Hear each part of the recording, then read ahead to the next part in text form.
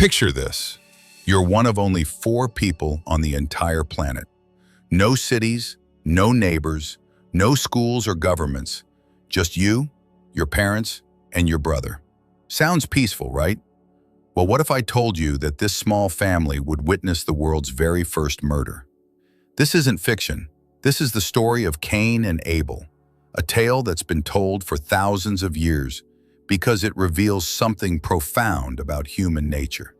It's about jealousy, choices, and consequences.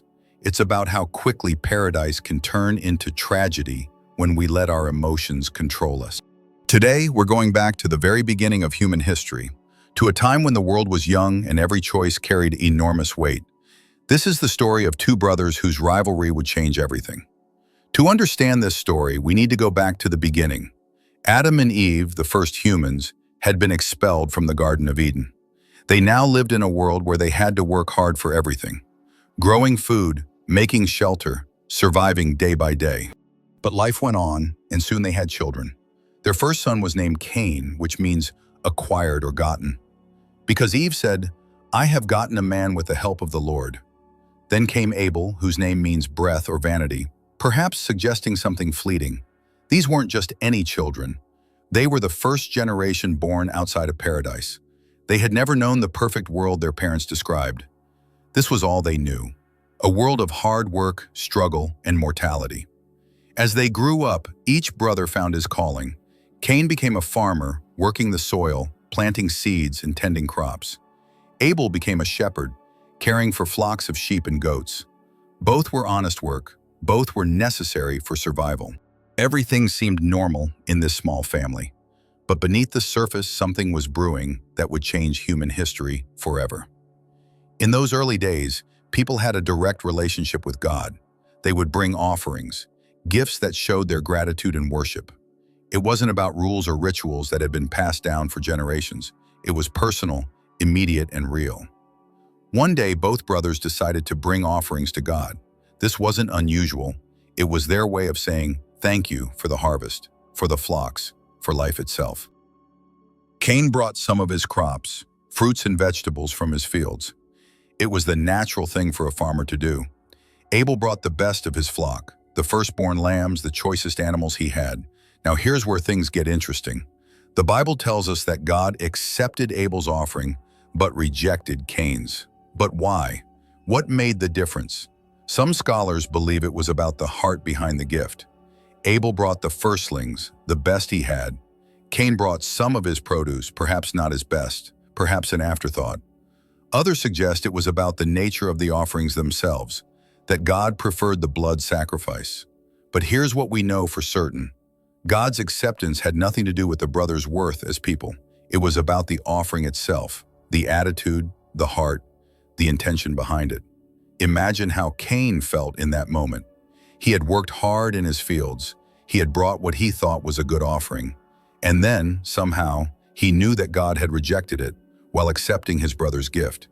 The Bible says that Cain was very angry and his face fell. This wasn't just disappointment, this was rage. His whole countenance changed. Everyone could see it. But here's what makes this story so powerful. God didn't just leave Cain in his anger. He came to him personally. God asked Cain, "Why are you angry? Why has your face fallen?" Then God said something crucial. "If you do well, will you not be accepted? And if you do not do well, sin is crouching at the door. Its desire is for you, but you must rule over it." This is one of the most important warnings in all of human history. God was essentially saying, "Cain, you have a choice right now. You can do right and be accepted, or you can let this anger consume you. But I'm warning you, sin is like a wild animal waiting to pounce. It wants to control you, but you can control it instead." God was giving Cain a chance to choose a different path. The outcome wasn't predetermined. Cain could have apologized, brought a better offering, or simply accepted that his brother had done better this time. The future was still open. But Cain had to choose. What happened next changed everything. Instead of listening to God's warning, Cain let his anger fester.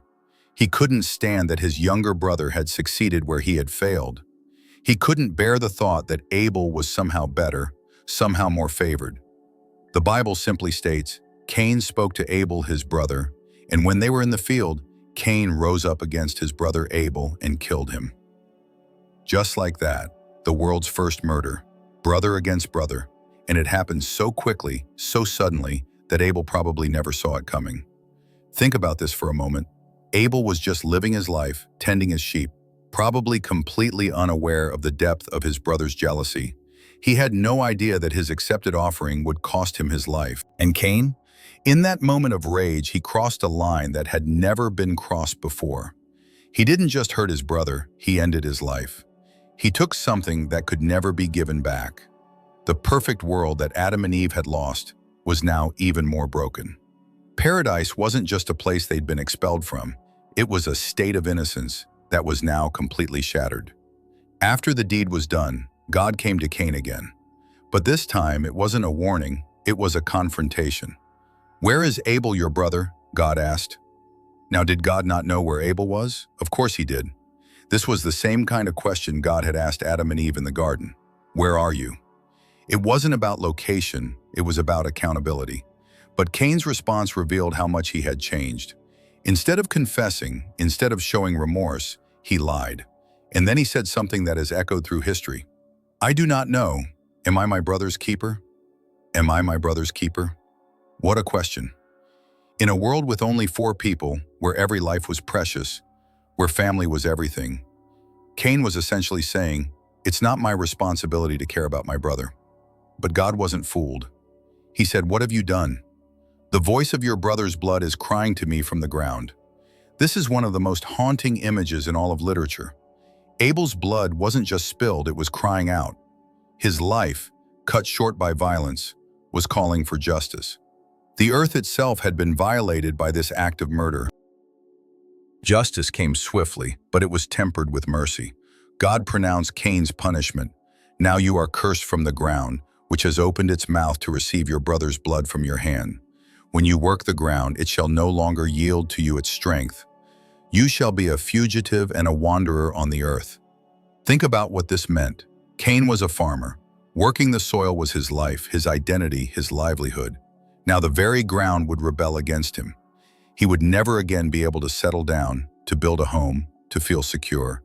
He would be a wanderer, always moving, always restless. But here's what's remarkable. Even in punishment, God showed mercy. When Cain cried out, "My punishment is greater than I can bear. Whoever finds me will kill me," God put a mark on him, a sign that protected him from revenge. This is profound. Even though Cain was a murderer, God protected him from becoming a victim of the same violence he had committed. The cycle of revenge would not be allowed to continue unchecked. Cain went away from the presence of the Lord and settled in the land of Nod, which means wandering. There he built a city and had children, becoming the father of a line that would spread across the earth. So why has this story been told for thousands of years? What makes it so important that it's become part of our cultural DNA? First, it's about the power of choice. Cain had every opportunity to do right. God literally warned him about the consequences and gave him a chance to change course. But he chose anger over acceptance, violence over virtue. Second, it's about the responsibility we have for each other. Cain's question, "Am I my brother's keeper?" has become a symbol of our human obligation to care for one another. The answer, implied throughout the story, is a resounding yes. Third, it's about the consequences of our actions. Cain thought he could solve his problem by eliminating his brother, but he only created bigger problems. His violence didn't bring him peace, it brought him exile and endless wandering. Finally, it's about the nature of sin itself. God warned Cain that sin was crouching at the door like a wild animal, waiting to pounce. This image helps us understand that destructive impulses don't just happen. They build up, they wait for the right moment, and they can overpower us if we're not careful. Like and subscribe to enjoy more interesting biblical stories and their lessons.